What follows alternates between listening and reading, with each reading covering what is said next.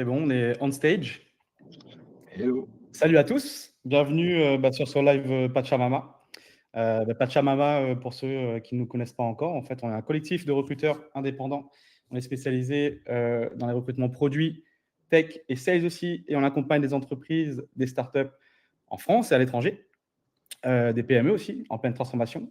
Et ça peut être du CDI, du CDD ou du freelance.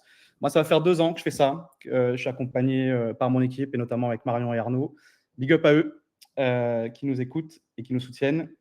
Moi, avant, j'étais designer et je suis passé de l'autre côté de la barrière pour aider mes pairs justement à trouver leur prochaine destination et faire en sorte que ça matche aussi avec les besoins du client. Aujourd'hui, on va parler, contre toute attente du coup, d'IA. Ouais, je sais que c'est un peu le sujet à la mode, mais on ne va pas refaire le débat. On va parler de ce qui se passe vraiment, en fait, dans les coulisses, à l'intérieur des équipes, avec l'arrivée de l'IA, du coup, les réorgs qu'on ne voit pas, les équipes qui se demandent est-ce qu'ils ont encore de la valeur, est-ce que ça sert encore à quelque chose, ce qu'on fait, ce qui a marché avec l'IA, ce qui a foiré. Donc, du coup, voilà, on va parler de ça sans filtre, sans langue de bois pendant 45 minutes. Et à la fin, on prendra du coup quelques questions voilà, les plus pertinentes du coup qu'on répondra en direct. Et puis si jamais on n'a pas le temps, on pourra y répondre aussi de manière asynchrone. N'hésitez pas à poser vos questions dans le chat. Donc voilà, bon, écoutez, c'est une grande première pour moi d'animer un live. J'en ai toujours rêvé et j'ai la chance aujourd'hui d'être bien entouré avec Charlotte Boursier de Penny Lane et Anaël Ishan de Side. Je vais vous laisser vous présenter rapidement du coup et après on va attaquer. Tu veux que je commence? Allez, let's go. Allez, alors du coup, enchantée tout le monde, moi c'est Charlotte, je suis Senior Design Manager chez Penny Lane. Ça fait 1 an et demi que je suis chez Penny Lane, je gère, alors on est une grosse équipe, maintenant chez Penny Lane, il y a 1100 employés, à peu près 500 sur la tech et le produit. Moi je gère une des équipes design qui s'occupe des services financiers, donc tout ce qui est lié aux comptes pro, aux bancaires dans la plateforme Penny Lane. Pour ceux qui ne savent pas ce que c'est Penny Lane, c'est avant tout un outil de comptabilité pour les PME qui permet aux comptables et aux directeurs financiers, CEO de collaborer sur leur comptabilité. Et on a aussi tous les outils de gestion qui permettent à une PME de gérer son entreprise. Donc à la fois des entrepreneurs individuels à la PME de 50 personnes à peu près. Et donc dans tout ça, on a aussi une offre de services financiers. C'est celle-ci que moi je gère. Et j'ai fait toute ma carrière dans le produit et le design. J'ai alterné des jobs de PM, de designer. Et avant Penny Lane, je gérais le design dans une entreprise de logistique, donc toujours dans le B2B. Ça, c'est moi. Et Anaël, à ton tour. À ton tour. Ouais. Salut tout le monde, moi je suis Anaël, donc je suis Head of Product chez Side, chez qui je suis depuis 3 ans maintenant. Side, on est une entreprise d'intérim digital. Donc on s'occupe de mettre en relation des talents et des entreprises qui recherchent, parfois pour des missions courtes ou parfois pour des missions très longues.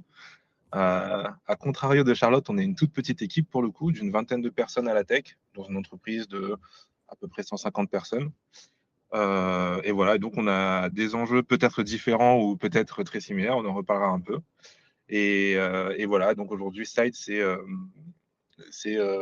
peu plus de 8000 missions qui sont staffées mensuellement. Et c'est 4 plateformes. Donc c'est 2 plateformes, une mobile, une web pour les clients, une plateforme mobile pour nos intérimaires et évidemment un back-office pour nos recruteurs. Et voilà, et avant ça, j'ai fait toute ma carrière dans le produit, en passant par le conseil, et puis dans des HR Tech et dans la logistique également. Voilà. Pour la petite anecdote, merci beaucoup Anaël et Charlotte. Pour la petite anecdote, il y a maintenant presque 4 ans, en fait, on a travaillé ensemble avec Anaël. C'était encore l'âge de pierre en fait, de l'IA comparé à maintenant. Et voilà, on a eu nos premiers souvenirs. Tu as un dev qui nous disait voilà, regardez ce chat GPT, en fait, allez voir ce que ça fait, etc. On s'est dit mais c'est quoi ce bordel en fait. Et j'ai commencé à toucher à ça. Et mon first use case, en fait, complètement classique, en fait, c'était de réorganiser en fait des documents, une liste de courses, en fait, des trucs vraiment très basiques. Et voilà, c'est arrivé chez moi comme ça. Et chez vous, du coup, comment c'est arrivé en fait l'IA concrètement? Moi, de mon côté, je pense en effet, c'est des use cases très similaires. On était sur le texte. Moi, je pense que le premier petit waouh moment, il y a 3-4 ans, c'était sur Notion. Ils ont très vite eu l'AI intégré dans la plateforme. Et moi, qui avait déjà un rôle à responsabilité, pas mal de docs à faire, en fait, c'était la partie de t'écris un truc draft, et ensuite tu peux le rééditer plusieurs fois, tu vas le raccourcir, changer le ton. Et ça, tu vois, moi, ça avait vraiment de dire, OK, ça va vraiment me gagner du temps. Et ce que je trouve, en plus, je trouve qu'elle était encore plus fonctionnelle à l'époque. Là, elle est un peu différente aujourd'hui sans Notion. Mais tu vois, ça te permettait vraiment d'enlever une partie, tu vois, de charge mentale ou de temps passé sur du refinement de mon côté. Et c'est par ce biais-là que je suis rentrée, moi, de mon côté en tout cas. Et toi, Naël? Ouais, bah, un peu de la même façon, donc un peu choqué à la sortie de OpenAI à l'époque, de se dire ok, j'ai un outil je me souviens, mon premier use case c'était assez quand même professionnel, c'était prendre une user story, de commencer à rédiger des specs, trouver des cas de test, mais tout ça dans un chat, donc ce qui était l'usage vraiment basique, et on en reparlera un peu après. Mais voilà, et puis même peut-être quelques usages assez avancés de rétro-documenter du code. Je me souviens à l'époque, on travaillait sur un outil assez legacy et on passait des queries SQL ou du code et ça nous le transformait en règles métiers. Donc ça, c'était un peu les premiers use cases. Et puis plus récemment, mon deuxième choc, ça a été, je pense, Lovable, on va dire, qui m'a un peu vraiment, ce truc de je demande une app et en fait, je discute avec un outil qui me fait un logiciel comme si je parle à un dev, mais qui le fait pas en 5 jours, qui le fait en quelques secondes. Et ça a été mon cheminement, puis encore plus récemment Claude. Et, voilà quoi. Donc, je pense que j'ai un cheminement assez classique finalement, Ouais. mais avec différents chocs, et ce qui explique aussi, je pense, le cheminement et pourquoi les choses s'accélèrent maintenant et pourquoi la discussion elle est dans la bouche de tout le monde. Ouais, c'est intéressant. Bon, toi, tu as été un peu paumé de la classe parce que tu as intégré très rapidement en fait, à ton milieu professionnel en fait, ces utilisations. Et justement, on va en parler. On va passer au premier sujet, justement. On va poser, on va dire, la réalité en fait, humaine et organisationnelle, en fait, avant de parler d'outils. Comment c'est arrivé, du coup, dans vos entreprises respectives et comment ça a été accueilli aussi, du coup, par vos collaborateurs? Ouais, il y a alors, nous, comment ça s'est fait? Ça fait plusieurs années, en fait, que ça groupit et qu'il y a beaucoup d'équipes qui, en fait, prennent en charge à la fois dans le produit. On en parle moins, là, aujourd'hui, les use cases aussi, product, feature pour nos clients. Donc ça, c'est parti par ça, plus en effet, évidemment, l'usage AI dans les teams. Il y a eu un effet très organique. En fait, il y a des membres d'équipes et pas que dans l'équipe produit et tech, d'ailleurs, côté PNL, aussi chez les sales, aussi dans la team market, côté support aussi, qui ont été très, très promoteurs, très early adopters. Donc, on a eu toute une phase, je pense, jusqu'à l'année dernière, à peu près fin d'année dernière, milieu d'année dernière, une phase très organique qui permettait en fait aux équipes qui étaient enthousiastes de le faire. Et c'est quelque chose qu'on a autorisé, mis en valeur, assez poussé, mais ça restait vraiment, ça venait des équipes. Là, on est, comme tout le monde, dans une phase d'accélération où le top management prend en main le sujet de plus en plus en mettant des objectifs assez clairs et en passant, on a passé une petite phase de structuration et là, on va rentrer dans une phase vraiment d'industrialisation. En fait, c'est plus juste possible d'explorer dans son coin et d'être dans du test, du refinement. On veut vraiment aller vers quelque chose de structuré qui bénéficie à tous. Et c'est là où c'est un challenge parce que nous, on a un enjeu de taille. J'ai dit une orga à 500 personnes, tech produit. Ça peut faire beaucoup de perditions d'infos, beaucoup de perditions aussi en fait, des teams qui font la même chose dans leur coin, qui construisent exactement le même agent et en fait qui ne sont pas parlés et du coup pas optimal.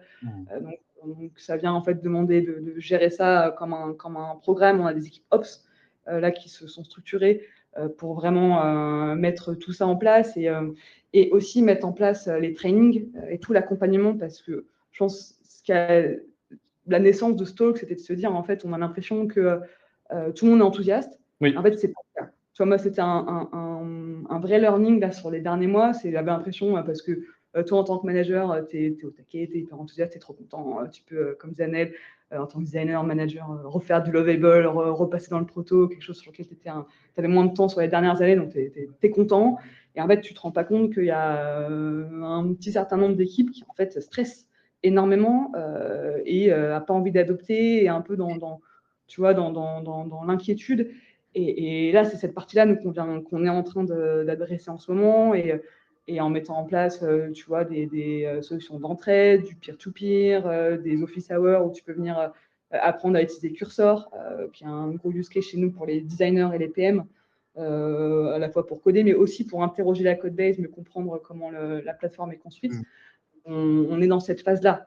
Qui est, tu vois, on a fait early adopter, premier début d'adopter, et là, on va aller chercher en fait la fin de la courbe, et ça va être un énorme enjeu. On va absolument chercher tout le monde. Ouais, ce que je comprends, du coup, que c'est de bouleverser un peu les habitudes du coup, des designers qui ont l'habitude de se focus, et là, on leur dit, voilà, vous avez l'outil l'IA, vous pouvez faire de la perf, vous pouvez aller plus vite, etc. Donc, ça change les habitudes, clairement.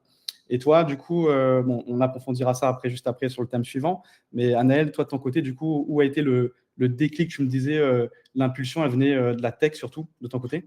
Ouais, de façon assez classique, je pense que les développeurs chez nous, ils ont adopté très tôt. Donc, ça a été les premiers à avoir leur abonnement Cursor, etc., à l'intégrer dans leur pratique de développement. Alors, plutôt, je pense, au départ, comme plutôt de l'autocomplétion, vraiment un mode accompagnant et pas un mode agentique. C'est venu plus récemment. Mais c'est vrai que côté produit et design, il n'y avait pas un gros enthousiasme. En tout cas, il n'y avait pas vraiment de gens qui étaient en mode je vais aller voir comment structurer, enfin, comment utiliser l'IA pour améliorer mon travail au quotidien, en tout cas de façon intense. Et du coup, c'est plutôt moi enfin, encore une fois, on est une petite équipe, donc on est 2 designers, 3 PM, donc on est vraiment sur des échelles très différentes.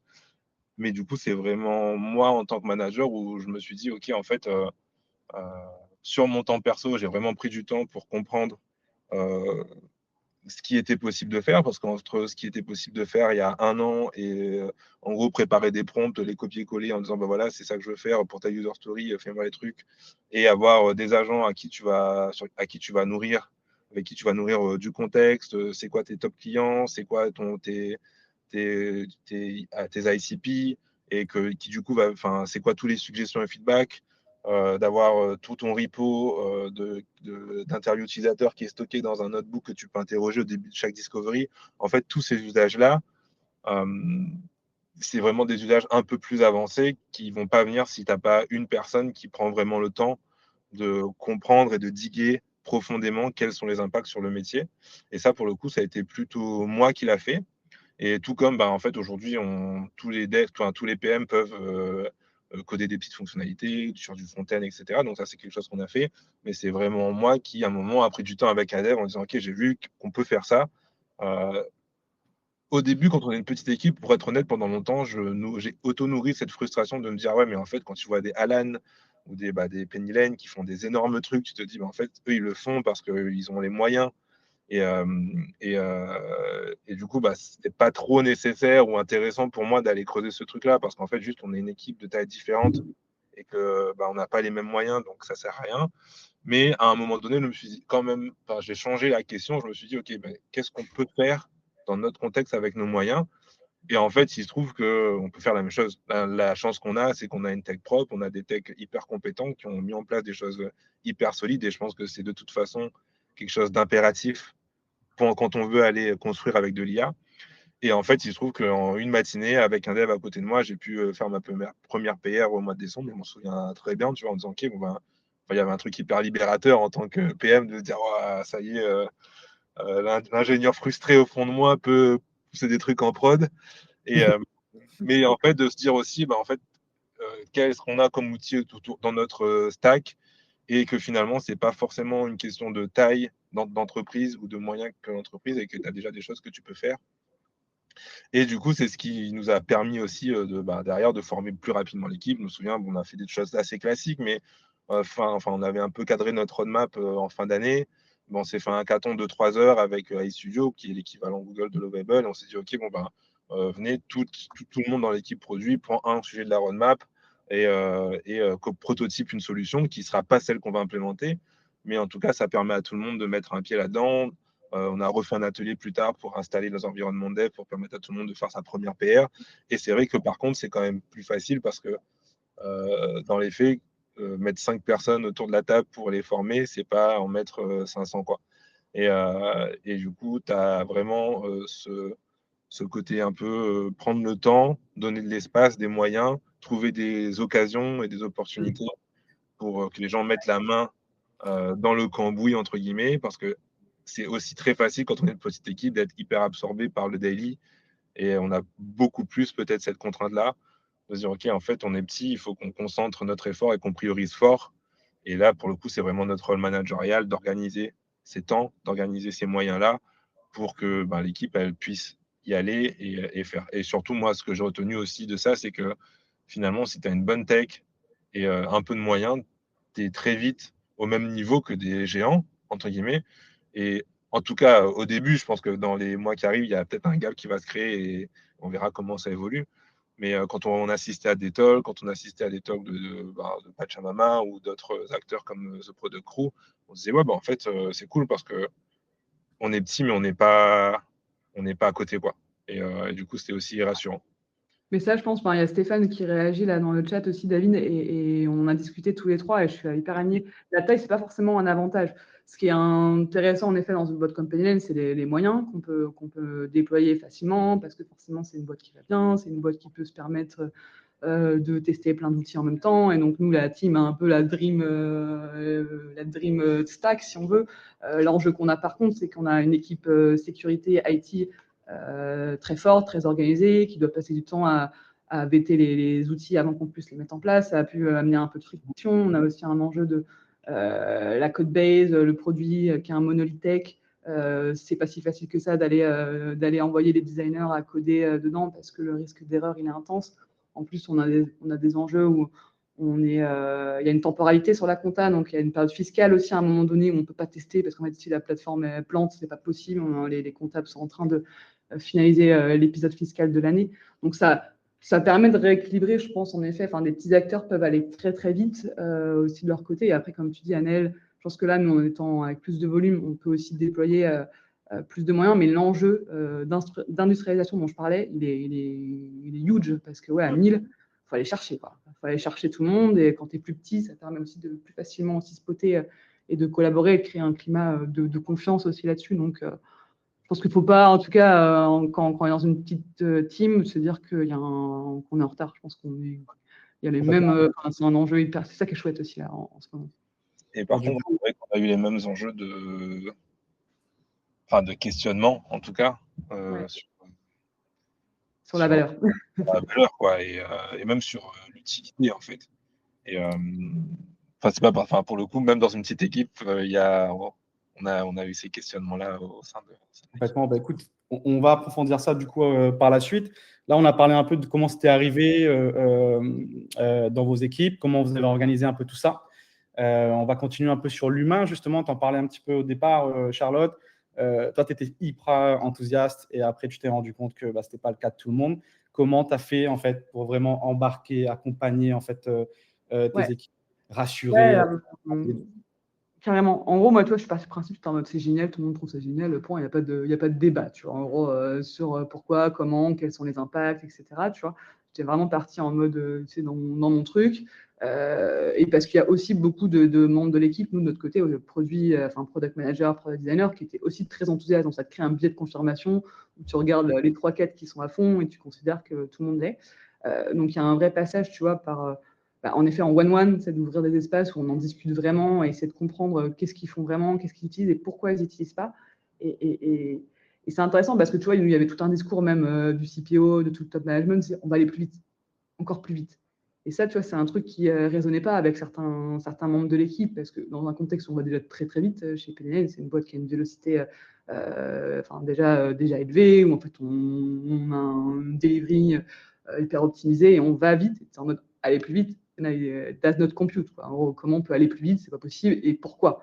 Et tu vois, là, il y a vraiment une question de pourquoi, qu'est-ce qu'on va vraiment chercher, et en fait, redonner du sens, tu vois. Donc, nous, on a eu affaire de reporter un peu une vision sur la partie design, la partie produit, de qu'est-ce qu'on veut atteindre, pourquoi ça a du sens pour nous, pourquoi on y va maintenant, pourquoi ça a du sens aussi d'un point de vue business, pourquoi c'est nécessaire là qu'on accélère, et tu vois, recréer des espaces où où les gens explorent sur les skills qui leur parlent. Parce qu'il y en a évidemment à fond sur le web, le prototypage, mais sur des designers, il peut y avoir de la réticence. Parce qu'en fait, c'est une partie du job qu'ils adorent. Prototyper, être sur Figma, passer des heures, donc tu leur dis ça c'est terminé, et puis en fait tout le monde peut le faire, et là tu sens que ça te tend. Et je pense là il y en a pas mal, et je viens d'avoir cette semaine un des designers qui commence à être ses curseurs, et toi là va chercher la code base. Et là il me disait ok c'est bon, il m'a dit je suis AI friendly, je suis à fond, j'ai envie d'y aller maintenant, parce que tu vois c'est un truc qu'il pouvait pas faire avant, et ok là il pige. Alors qu'avant, en fait, automatiser son process qui était plutôt fluide, ça lui parlait pas. Et donc, on va chercher d'autres types de use cases. Annelle a parlé de la research, ça marche hyper bien.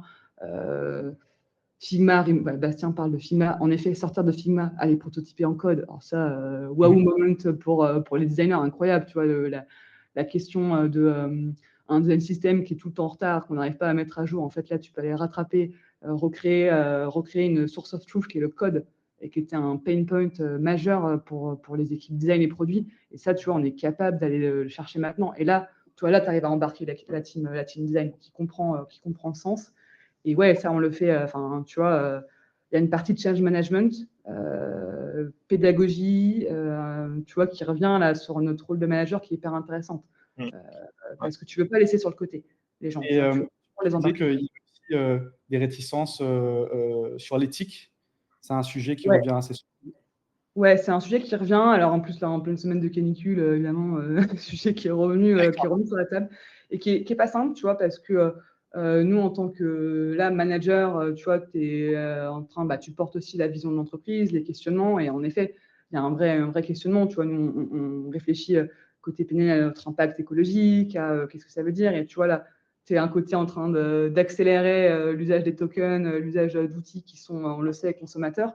Donc, je pense que là, on rentre dans une phase de quelle va être la rationalisation et enfin l'économie des tokens. Bon, c'est pas l'objet du talk aujourd'hui, mais le pricing des outils AI, c'est un enjeu pour la taille des boîtes. Nous, pour l'instant, on est all-in, mais tu vois, il y a un enjeu économique qui va se positionner et on va rentrer vers quelque chose de plus rationnel. Et sur ça, c'est difficile d'avoir des réponses. Tu vois, il y a plein de choses où on n'a pas la réponse, tu vois, en tant que manager, sur cette question-là, sur d'autres, on va parler après du rôle des équipes. Et tu vois, il y a un côté de rassurer en disant que tu ne sais pas aussi, tu vois, qu'en fait, on va apprendre ensemble et que viens, on y va tous ensemble, dans la même équipe, et moi aussi, je ne sais pas. Et Il n'y a en pas une fait, fête, quoi. ouais, exactement. Il y a plein de choses dont on ne sait pas, et tu as ce côté d'accompagner, d'être résilient et de se dire, eh ben ouais, peut-être qu'à un moment donné, on va limiter, et donc on s'y prépare. Et ce qui peut certains les inquiéter, c'est de dire, allez, on est all-in sur un outil, et ça se trouve, on va nous l'enlever, parce que trop consommateur, parce que trop cher, etc. Et ça c'est pas simple. Je ne sais pas si toi, Anaël, tu l'as vécu. Quelles ont été un peu les réticences pardon, chez Side et comment tu as réussi à convaincre tes équipes?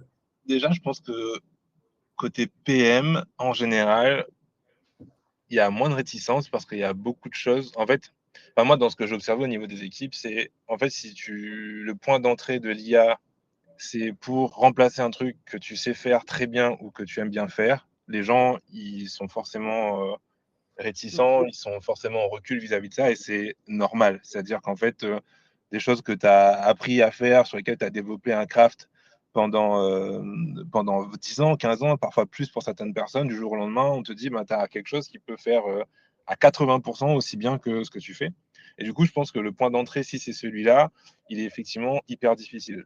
L'avantage pour les PM, c'est que moi, dès lors qu'on a déployé les outils, le premier truc, en fait, j'ai vu tous les PM aller directement plonger dans le truc où ils étaient mauvais. Et tu vois, mes PM qui étaient un peu en moins bons en data, ben, du jour au lendemain, ils peuvent prendre un truc qu'ils ont fait à peu près dans Metabase, extraire la query SQL, l'optimiser, etc., etc. Et en fait, du coup, c'est les PM qui n'étaient pas très bons en design ou qui étaient frustrés de ne pas pouvoir prototyper, bah, du jour au lendemain, ils ont les studios, ils peuvent jumper sur les studios et aller.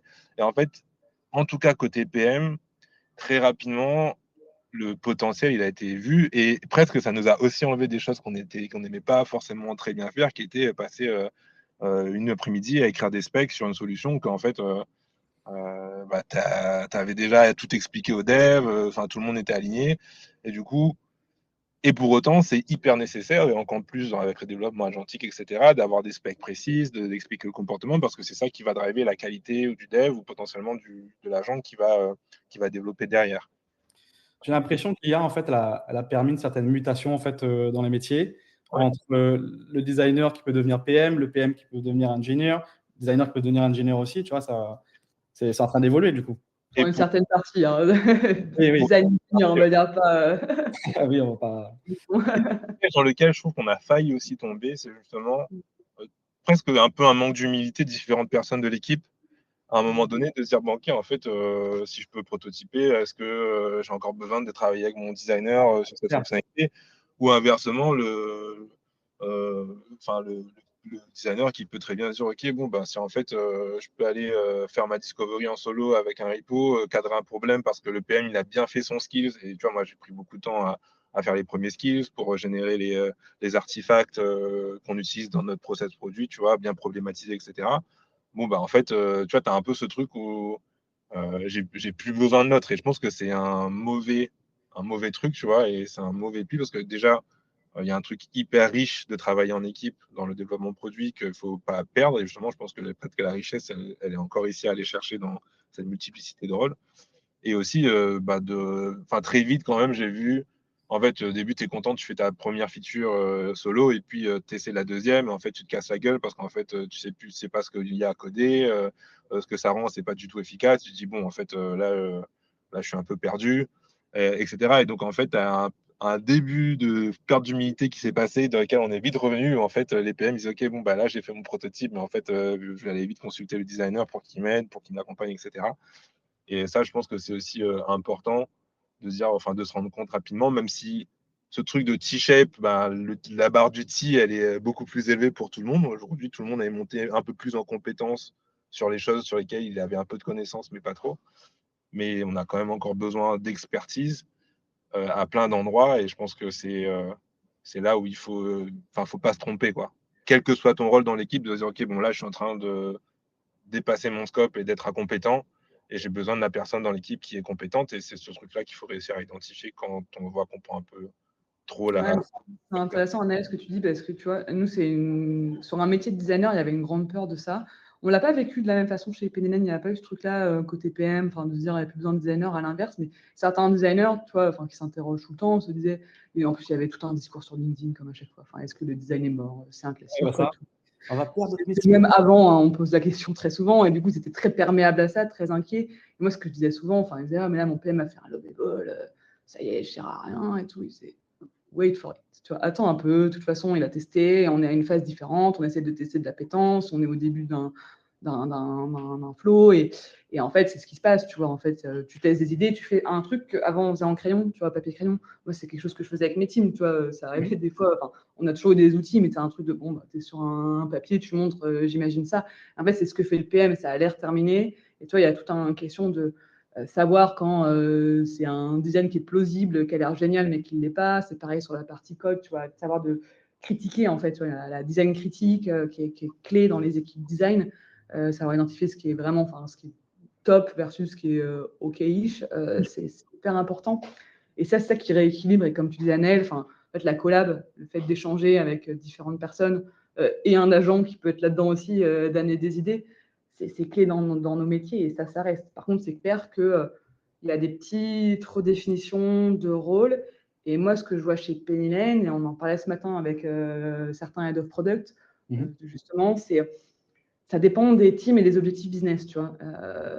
Il y a, tu vois, est-ce que tu es sur un lancement d'un nouveau produit avec une nouvelle offre, où il y a une grosse expertise presque product marketing, business case qui va chez un PM? Est-ce que tu es sur de l'optimisation en fait, d'un outil existant? Est-ce que tu es sur une squad qui a un impact systémique? Tu peux avoir plusieurs un peu rôles qui se dessinent aussi selon les objectifs que tu donnes à une squad. Et ça, c'est assez intéressant. Ça permet d'aller vraiment aussi optimiser les teams en fonction des profils, pas forcément en fonction du titre que tu as sur ton contrat ou que sais-je, mais vraiment en fonction de ton appétence, tes expertises. Et ça, c'est assez cool, tu vois, d'avoir des équipes plus resserrées où vraiment on vient mettre les bonnes personnes. Et est-ce que, en effet, c'est toujours un binôme? Est-ce que des fois, tu as un designer qui prend un peu le PM sur certains projets? parce que tu vois, le PM devient très business dans certaines squads, ou à l'inverse, on est vraiment dans du delivery. C'est top et ça permet d'explorer en fait pas mal de modèles orga en ce moment. C'est plutôt intéressant pour nous aussi en tant que manager, quoi. On peut tester un peu. Voilà, en tant que manager, du coup, donner l'exemple en fait ne suffit plus. Il faut vraiment accompagner, avoir cette vue d'ensemble et accompagner aussi du coup individuellement en fait les personnes et les mettre à la bonne place et les aider justement à évoluer pour adhérer en fait à tout ça, quoi.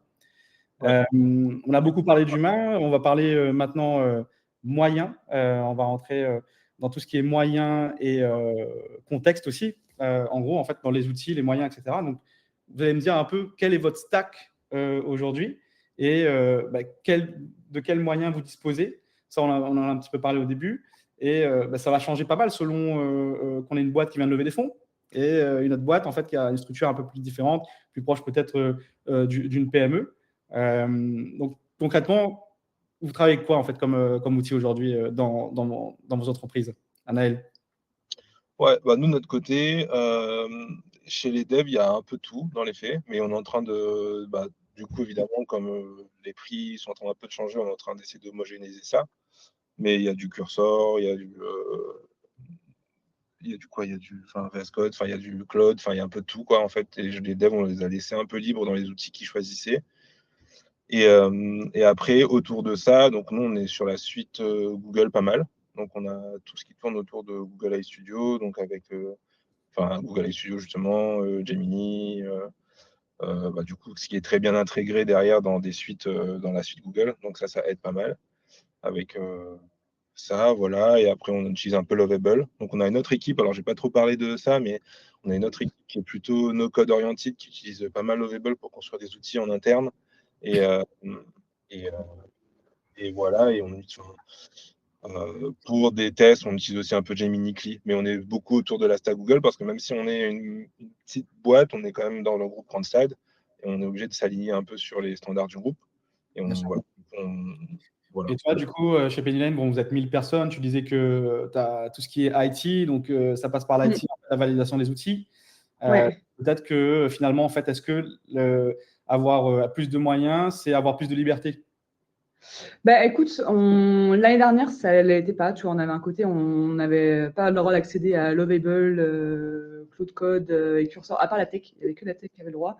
On a tout ouvert milieu de l'année prochaine à un certain nombre de personnes dans les équipes qui le demandaient. Et là, on a ouvert à tous. C'était un choix du CEO, d'Arthur, qui a dit en fait, nous, la culture de boîte, c'est trust is given, tu vois, et pas earned. Enfin, en gros, on fait confiance à tout le monde. Donc, il a dit, moi, tout le monde a accès à tout.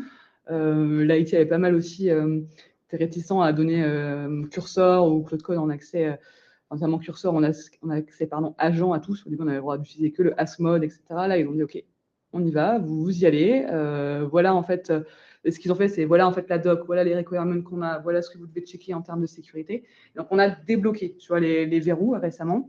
Et donc, notre stack est similaire à ce que Naël t'a mentionné. On utilise aussi en additionnel Notion et AI énormément, nous.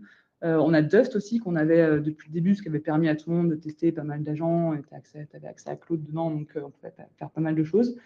Et là, ce qui va nous manquer côté design, on a Lovable. Nous, ce qu'on aimerait avoir accès, et là où l'IT nous a bloqué, c'est Claude Design.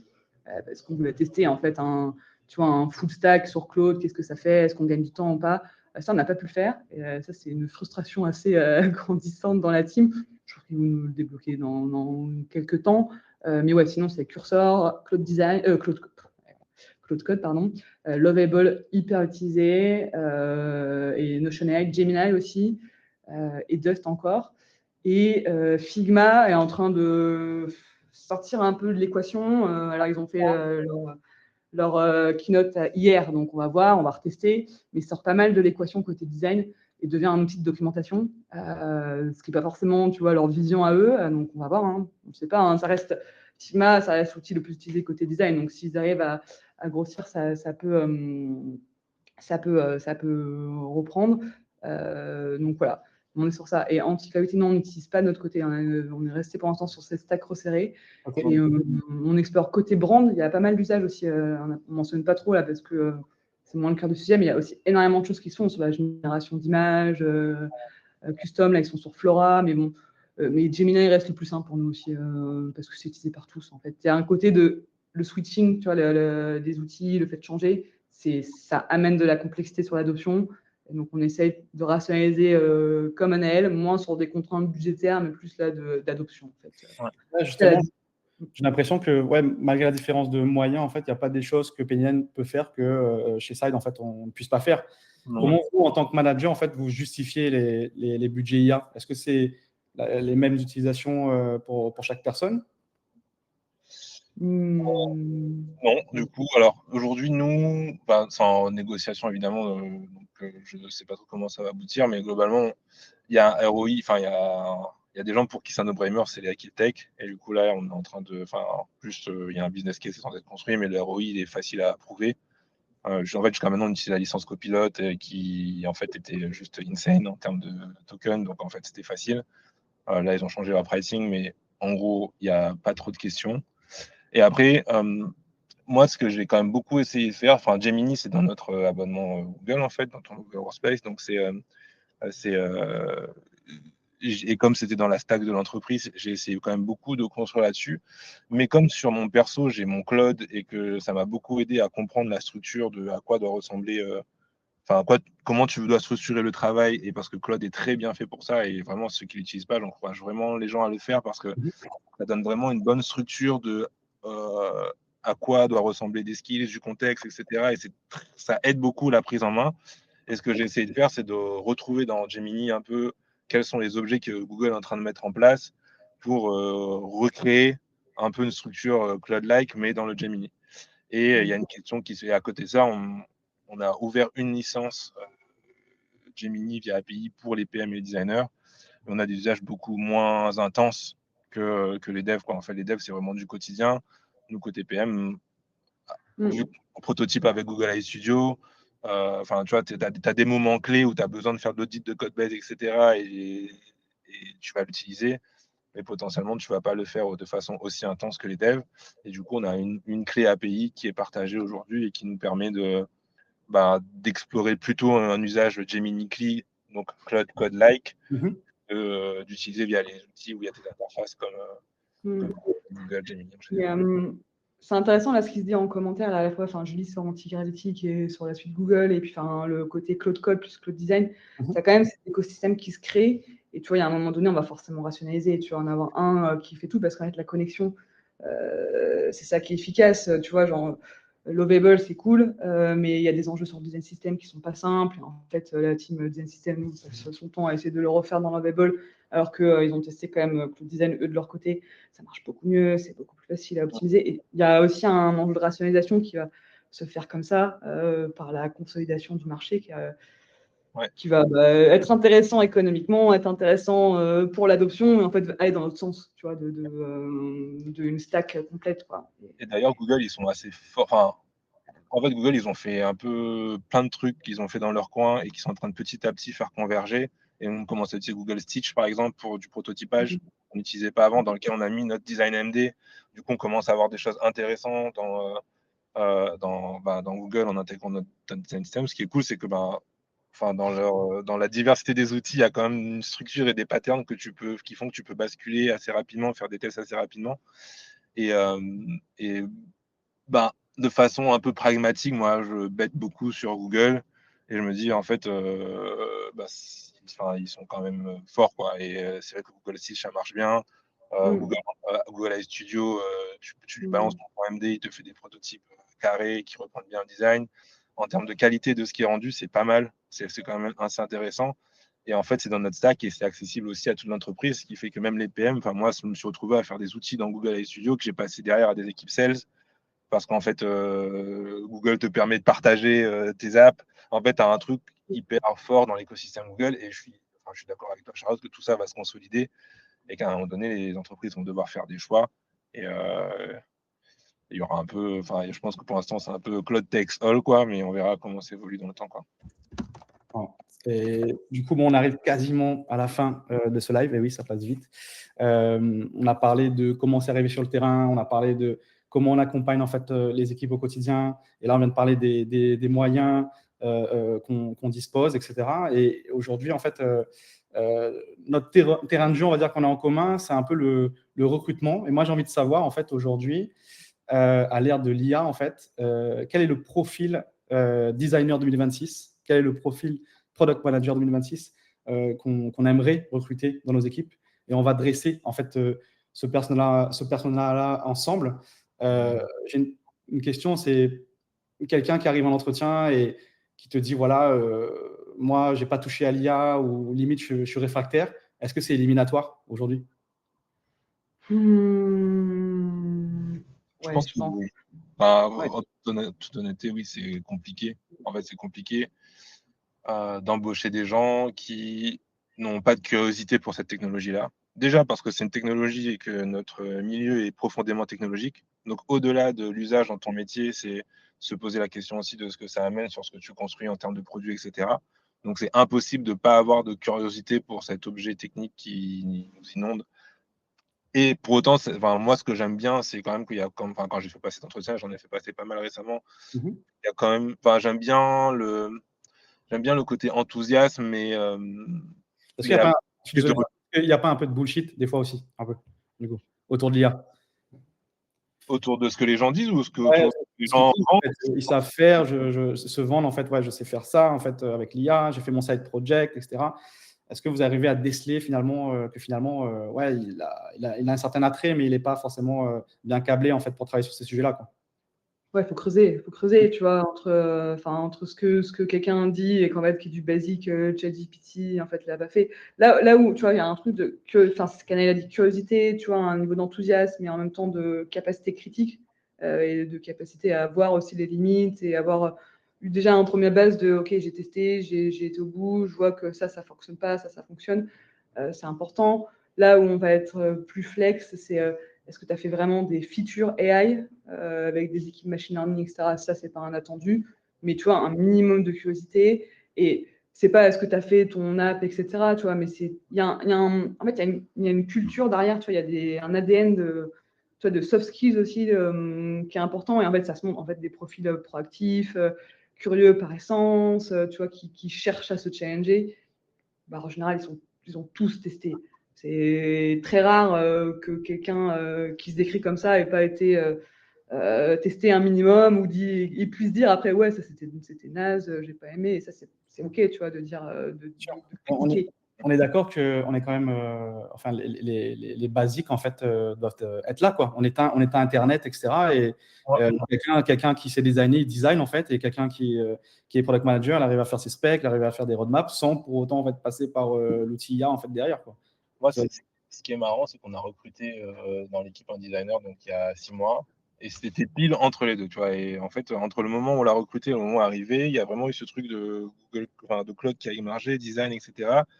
Quand j'avais recruté cette personne-là, on n'a pas testé au point l'IA. On savait, enfin, j'avais testé sa curiosité, mais ce qu'on avait testé, c'était un designer, quoi. En fait, avec comment tu cadres un problème, comment tu identifies les pains, comment enfin, c'est quoi ton parcours d'idéation, c'est quoi ta maîtrise de Figma. Et Mm. in fine, maintenant que cette personne est dans l'équipe, je me dis, c'était la bonne chose à faire. C'est-à-dire qu'en fait, c'est en fait un mauvais designer qui va utiliser l'IA, il va faire du mauvais design, alors qu'un Mm. bon designer curieux de l'IA à qui tu vas donner les bons outils et que tu vas former, il va devenir excellent, quoi. Et du coup, et je pense que c'est extrêmement vrai pour les PM aussi. C'est-à-dire Mm. qu'en fait, tu dois, enfin, évidemment, je vais regarder est-ce qu'il sait utiliser là, est-ce qu'il comprend bah, justement cette structure de skills, de contexte. Est-ce que, voilà, parce que tu as vraiment des gens qui t'ont dit bah, moi, je fais l'IA, je prends mon prompt, je le code dans mon Gemini et il me sort des specs et je suis content de ça. Ça pour moi, c'est le niveau zéro et presque c'est discriminant si tu me dis ça en entretien, en mode bah, je sais ce que c'est l'IA, mais voilà comment j'utilise. Donc en fait, pour moi, tu sais pas l'IA et du coup, tu as un peu un biais de bah, je sais pas ce que c'est. Pourtant, je prétends savoir. Et ça, pour moi, c'est un peu la limite. Mais par contre, enfin, les bases de PM, elles doivent être là et elles doivent être solides. Et je pense que aujourd'hui, avec du recul de ce que j'ai vécu là, je me dis en fait, euh, ça doit rester, quoi. Et en fait, presque, tu testes ces bases-là, ce socle-là, tu lui dis, OK, si tu veux, tu peux utiliser là pour ton test technique et c'est fine. Mais par contre, ça ne va pas changer ta capacité à analyser de la donnée, à comprendre, à en tirer une interprétation. Même si tu peux demander à l'IA de le faire, mais en fait, si l'IA le fait, l'IA va être détecter que est-ce que l'IA est en train de te bullshiter ou pas, bah, ça, c'est un Ouais. truc que tu sais seulement si d'abord tu as analysé toi-même des choses. En fait, tu as un truc critique vis-à-vis du résultat que l'IA te Mmh. donne qui est possible si et seulement si tu es bon dans ce que tu fais, en fait. Ouais. Et Oui, ça, pour moi, complètement. c'est Et tu primordial. vois, Vas-y. et je pense, David aussi, pour répondre à ta question, tu vois, on va travailler vraiment ça, enfin, tu vois, l'ADN. Et moi, les trucs que je vais chercher, c'est un designer, en effet, un aile hyper aligné, les bases doivent être là, sinon c'est compliqué, quoi. Et tu vas aller chercher, moi, c'est aussi ce que je dis à ma team, tu vois, ceux qui sont à risque, c'est quelqu'un qui n'a pas envie de changer. En fait, ça, c'est compliqué, tu vois. Enfin, on va tester et on le faisait avant, hein. C'est la capacité à apprendre, tu vois. Et dans un environnement comme Penny, de toute façon, ton job change tous les 6 mois et le contexte change tout le temps, on est toujours en phase d'hypercroissance. Ça, c'est clé. Et moi, je vais chercher des gens qui vont me dire, qui vont pas me dire, bah, moi, j'ai mon prix carré et puis j'en bouge pas parce que sinon, je suis pas à l'aise. Moi, je vais chercher quelqu'un qui va me dire, ah ben en fait, moi je suis designer, mais là il n'y avait pas de PM, bah, j'ai commencé à faire PM et c'était super. Et là il n'y avait pas de brand designer, tiens, j'ai aidé. Et tu vois, je vais chercher ce côté toujours à aller faire plus ou faire d'autres choses, ou en fait Ouais. s'adapter à quelle est la problématique, quel est le problème, qu'est-ce qui manque. Et la Bien sûr. versatilité, ça on la cherche toujours. Et elle fonctionne bien du coup avec l'AI parce que des designers qui ont envie tu vois, d'apprendre tout le temps, d'aller chercher d'autres skills, eh ben, ils brillent dans ce Mhm. contexte-là. Et le côté, enfin, tu vois, nous on cherche toujours l'ADN builder, tu vois, et ben, en fait, avec les AI, Ça revient assez tu souvent, ça. vois aussi, ça revient souvent, et nous, c'est quelque chose qu'on cherchait déjà, et donc ça, on continue à l'avoir. Mais ouais, je trouve qu'il y a vraiment, enfin, côté design, moi, c'est ça que je regarde, c'est l'état d'esprit de ouais, capacité à apprendre, envie de s'adapter, avoir envie de changer, envie de, tu vois, une curiosité vraiment profonde. Ça, c'est clé sur les profils, en tout cas dans ces environnements-là. Dans les environnements scale-up, comme nous on est, c'est clé, et l'AI vient l'amplifier ou l'embellir de la meilleure des façons, mais vient pas changer les fondamentaux, comme disait Annelle. Je pense que ça, c'est important quand même. Ouais, je suis complètement en phase avec ça. Bon, pour l'instant, enfin, ça fait quelques mois que j'ai pas un mandat où le client me demande, voilà, moi je veux quelqu'un qui soit builder, qui soit curieux de l'IA, etc. Des fois, il y a une certaine exigence justement où on attend que quelqu'un ait déjà mis la main dedans vraiment à travailler sur des features, etc. Et ça, c'est un peu plus compliqué parce que je trouve que c'est quand même assez récent, tout ça, et que ça évolue vite, comme tu disais. Donc, pas évident. On a un peu débordé, mais voilà, moi, ma dernière question, c'est vraiment la question ultime et que tout le monde se pose aujourd'hui, c'est qu'est-ce qui reste irremplaçable en fait, ce que l'IA en fait ne fait pas ou fait mal aujourd'hui, et du coup elle ne peut pas nous remplacer, cette méchante IA entre guillemets en fait. Euh, Moi, il y a un truc, et on en parlait un petit peu avant, mais je trouve que bah, l'IA, c'est quand même un outil probabiliste. Et du coup, elle te sort des choses qui sont les plus probables. Bon, c'est probable par rapport à ce que tu attends, c'est probable par rapport à un certain données qu'elle a ingérées avant. Et je trouve que la force que nous, on a, c'est d'introduire un peu de non-probabilité dans les choses. Enfin, c'est des gens que je connais, mais bon, moi, j'ai mis des skills partout. Donc, on a des skills pour les coms internes, pour les coms clients. Donc, en fait, une fois que ta fonctionnalité elle est faite, tu peux tout documenter, créer toutes tes coms et t'es content, quoi. Et parfois, il y a des devs qui sont amenés à développer des trucs en autonomie et c'est eux qui font la com. Et, euh, et du coup, il y a un dev, il a fait un mème. Il a fait un mème pour annoncer en interne le lancement de la nouveauté, tu vois. ouais. Et en fait, je me dis, en fait, moi, mon skills, j'aurais jamais dit, enfin, un mème, tu vois. Et c'était trop marrant, et c'était trop stylé, et c'était beaucoup plus engageant par rapport au texte que ben, moi, j'avais préparé en skills. Et je trouve que dans les solutions, dans les résultats, etc., il faut pas sous-estimer notre capacité à ou demander à l'IA d'aller ailleurs, par rapport à la direction qu'elle a prise, ou nous, faire différemment de toutes ces choses qu'on a scriptées, skillées, et du coup, bah, de chérir un peu notre capacité à créer de la non-probabilité dans un Mm. environnement qui le devient de plus en plus, quoi.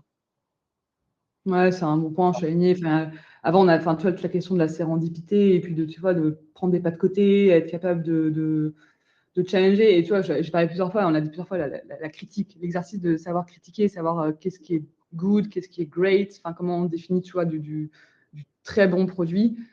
Ça, c'est une skill à continuer à, enfin, un muscle à continuer à entretenir. Et puis après, ouais, être capable de sortir du modèle, de penser un peu différemment. Il y a des profils pour qui c'est super simple, il y en a pour qui c'est un petit peu plus compliqué. Et donc, la créativité, tu vois, qui n'est pas juste dessinée, mais qui est vraiment voir le problème sous plein d'angles, poser d'autres questions, tu vois, savoir pas toujours être dans les mêmes prompts, parce qu'on automatise pas mal, mais en fait, poser des questions différemment, voir l'approche différemment, ça c'est clé. Et puis, ouais, la prise de décision aussi, hein. Enfin, en fait, quand tu fais une strat de produit, tu fais des paris, pas toujours les bons. Et en fait, il y a aussi cette capacité-là qui est importante, en tout cas comment tu séquences. Et en fait, tu as une aide à la décision.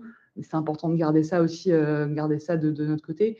Et puis en design, en product design, et enfin, il y a aussi la partie brand qui revient, la marque, qu'est-ce que tu crées, le ton de voix, l'authenticité, et du coup, toutes ces réflexions-là sur qu'est-ce qui différencie mon produit, qu'est-ce qui le fait sortir. Ça a toujours été le cas, hein, parce que quand on a lancé le design system, il y a eu tout un moment où tous les produits se ressemblaient, il y a toujours cette question-là, mais là, elle devient de plus en plus importante, et les designers qui s'en emparent aussi, je trouve, sortent du lot. Tu vois, de se dire, en fait, je suis capable aussi d'exprimer la marque, dans le cas de Penny Lane, savoir qu'est-ce qui est le supplément d'âme, qu'est-ce qui en fait permet de reconnaître le produit.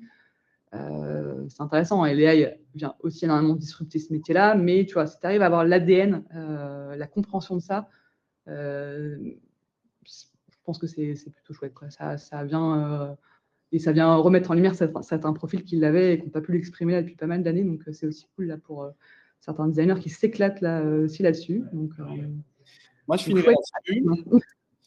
Est-ce que, bon, on a parlé de l'IA, bon, on en parle tous les jours, etc., depuis quelques années maintenant. Est-ce que paradoxalement, toute cette poussée de l'IA là, à un moment donné, on ne va pas arriver à une certaine saturation et on va se reconnecter à l'humain, en fait. Voilà, tout simplement. Ouais. C'est, voilà, bon, de la détox. dans un autre talk, en tout cas. Merci Charlotte, tu as répondu du coup à la question de Stéphane du coup, en privé. Je pense qu'on peut finir là-dessus. N'hésitez pas après, voilà, si vous avez d'autres questions, mon DM, nos DM sont ouverts si vous voulez poursuivre les discussions. Merci à tous les deux de m'avoir accompagné sur ce premier live, du coup, sur un sujet super important. On a donné les coulisses là, de la matière assez importante et comment on gère les humains, comment on fait avec nos propres moyens et aussi quel est le profil en fait aujourd'hui qu'on attend dans nos équipes. Merci encore. Et puis, écoutez, je vous souhaite une bonne journée avec cette chaleur-là. Et voilà, donc on aura un replay aussi, du coup, pour ceux qui n'ont pas pu être là, pour ceux qui n'ont pas eu la chance d'avoir de la clim et se poser tranquillement pour nous écouter. Et voilà, je vous dis à une prochaine, en tout cas, pour un autre talk. Et merci encore, à très bientôt. Merci Charlotte, merci David. Merci, au revoir. Merci tout le monde.